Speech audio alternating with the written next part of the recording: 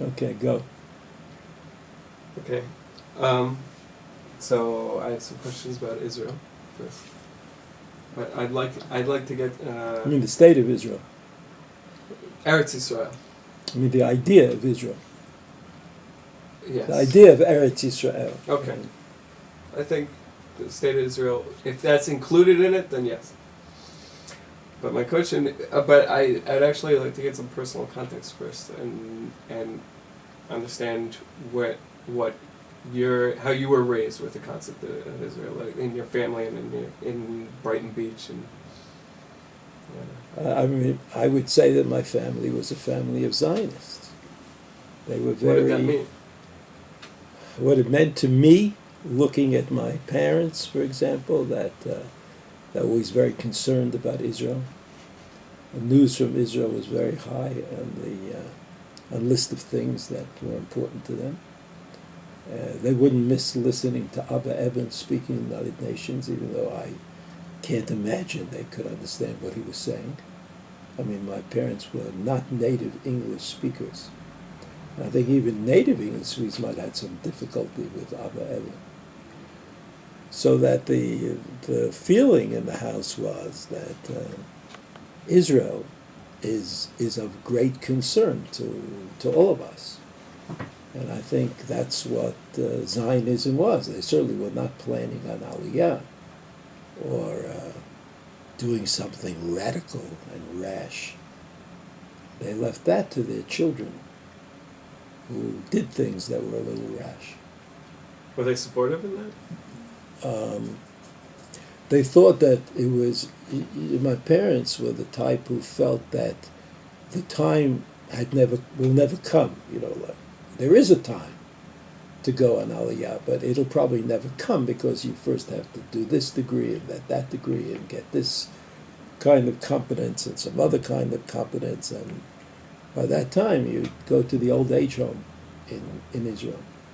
But in theory, they were very positive about going to Israel and living there. It was just, they didn't think I should do it. I should go to Israel, but they thought that going to Israel was a good way for Jews to be. That and they should be supported. Everybody who wants to go to Israel should be aided and abetted. But as I said, that didn't mean me. I was not one of those people. This may be a cross-generational experience. Could be. But my parents, my perception was that they were great Zionists, and that there was no other possibility. Did you, growing up, ever engage with members of the Jewish community that were anti-Zionist or against Israel as a political entity?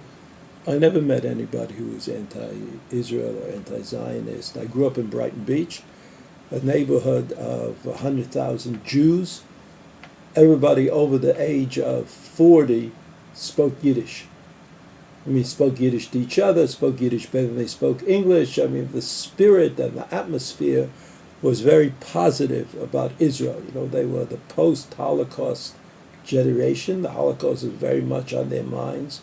They all knew about people who had been killed, close relatives who had been killed, and Israel was kind of the dawning of a new era.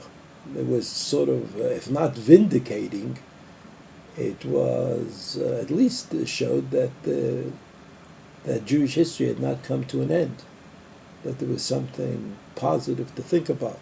So that was the feeling that I had. That's the feeling I had when we grew up. Israel was not just important as a place for Jews to go to if they had no place to go, but Israel somehow was the solution to the problem of the Holocaust. How could there be a Holocaust? Well, here's the state of Israel. And while I wouldn't say that that's an example of profound thinking, it nevertheless, it worked for most people. So if somebody showed up from Israel, or somebody could speak Hebrew, or somebody could rally for Israel and go to the United Nations. All of these things were things of great consequence in the lives of my parents, and also in our lives. I mean, I went to a school, as did my sister, called the Yeshiva which was very, very Israel-oriented and very, very Zionist. And It could be that it was like it was at the end of the day a little bit of overkill.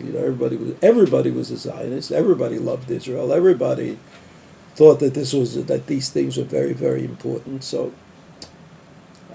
there was no other possibility. There was no other possibility except to be a Zionist. But as far as going to Israel is concerned, that was not something that most people were willing to entertain.